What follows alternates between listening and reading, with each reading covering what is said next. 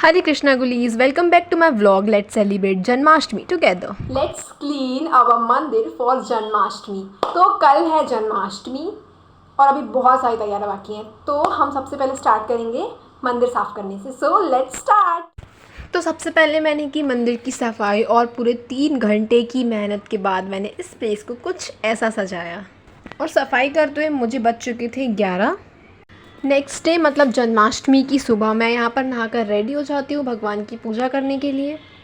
ये सुबह की एक सिंपल पूजा होती है जो कि हम सब के घर में रोज़ होती है। तो हमेशा की तरह सबसे पहले मैं लड्डू गोपाल जी को कराती हूँ स्नान और फिर उनको वस्त्र पहनाकर उनका श्रृंगार करती हूँ, जो कि मुझे बेस्ट पार्ट लगता है इस पूजा का। फिर मैंने लगाया उन्हें चंदन और उनके पसंदीदा फूल चढ़ाए। यहाँ मैंने लड्डू गोपाल जी को लगाया भोग और सभी देवी देवताओं की पूजा की। और यहाँ पर मेरी सुबह की पूजा होती है ख़त्म। और पूरे 2 घंटे की मेहनत के बाद मैंने यहाँ पर लड्डू गोपाल जी के लिए शाम का सेटअप रेडी किया। और लाइट्स लगाने के बाद ये कुछ ऐसा दिख रहा था। ये था हमारा झूला जो कि मेरी दीदी ने लास्ट ईयर डेकोरेट किया था। मैंने सोचा इसे कुछ ट्रांसफॉर्म करते हैं, तो पूरे 2 घंटे की मेहनत के बाद मैंने इसे कुछ ऐसा ट्रांसफॉर्म किया। उसके बाद हो जाती है शाम और हम यहाँ पर भगवान जी का प्रसाद बनाने के लिए आ जाते हैं। सबसे पहले मैंने यहाँ पर वर्मिसेली रोस्ट की। उसके बाद मैं कढ़ाई में डालती हूँ थोड़ा सा घी और आटे को रोस्ट करती हूँ। रोस्ट होने के बाद मैंने यहाँ पर ऐड की है चीनी और ऊपर से थोड़े से ड्राई फ्रूट्स। तो यहाँ पर हमने प्रसाद बनाकर कर लिया है रेडी। उसके बाद मैंने यहाँ पर की पूजा की तैयारी, सारा सामान यहाँ पर लाकर रखा और अच्छे से सजाया। फिर यहाँ पर दीदी छोटी छोटी पूड़ियाँ बना रही होती हैं भगवान जी को प्रसाद चढ़ाने के लिए। उसके बाद हम दोनों रेडी हो जाते हैं फाइनली शाम की पूजा करने के लिए।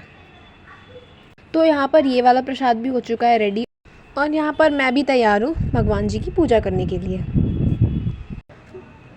तो यहाँ पर मैंने भगवान जी की सारे श्रृंगार का सामान निकाल कर रख लिया है और यहाँ पर मैंने लगाए हैं फूलों के साथ कुछ आम के पत्ते। तो फाइनली मैं और दीदी पूजा करने के लिए बैठ चुके हैं और यहाँ पर स्टार्ट होती है हमारी पूजा। तो सबसे पहले हम कलश पर फूल चावल चढ़ाकर गणेश जी का आवाहन करते हैं। और क्योंकि हमारे यहाँ की पूजा 8 बजे शुरू होती है, इसलिए हम कृष्ण जी का रीबर्थ नहीं कराते हैं और डायरेक्ट ही उनका स्नान करा देते हैं। फिर हम स्टार्ट करते हैं कृष्ण जी का अभिषेक।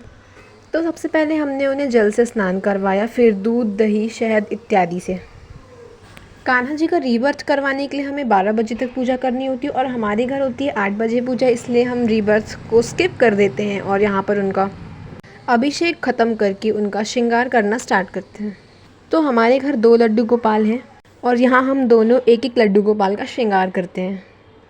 श्रृंगार ख़त्म होते ही हम उनको झूले पर बैठा देते हैं और उन्हें झूला झूलाना स्टार्ट कर देते हैं। फिर हम चंदन सिंदूर लगाकर उन्हें पुष्प अर्पित करते हैं और ऐसे ही हमारी पूजा बहुत लंबी चलती है। फिर आता है इस पूजा का सबसे इंटरेस्टिंग पार्ट, जो कि होता है झूला झुलाना और उन्हें भोग लगाना। तो यहाँ पर हम सारे प्रसाद को लाइन से असेंबल करते हैं और सब में तुलसी की पत्ती रखते हैं, जो कि कृष्ण जी को बहुत ही प्रिय है। उसके बिना वो भोग को स्वीकार ही नहीं करते। फिर हम सारे प्रसाद को एक एक करके भगवान जी को भोग लगाते हैं। और जैसा कि हमें मम्मी ने बताया था कि वो बिना हाथ से खिलाए ग्रहण ही नहीं करेंगे, तो फिर हम उन्हें अपने हाथों से लड्डू खिलाते हैं और फिर जल में तुलसी की पत्ती डालकर उन्हें पिलाते हैं, जो कि बहुत ही इम्पॉर्टेंट पार्ट है। भोग लगाने के बाद हम स्टार्ट करते हैं हवन और लास्ट में करते हैं आरती। तो यहाँ पर हमारी जन्माष्टमी की पूजा हो चुकी है समाप्त। मुझे भगवान जी इतने सुंदर लग रहे थे कि मेरा मन ही नहीं कर रहा था यहाँ से जाने का। फिर हमने किया प्रसाद ग्रहण और अपने व्रत को खोला। So that's it for today. Thanks for watching.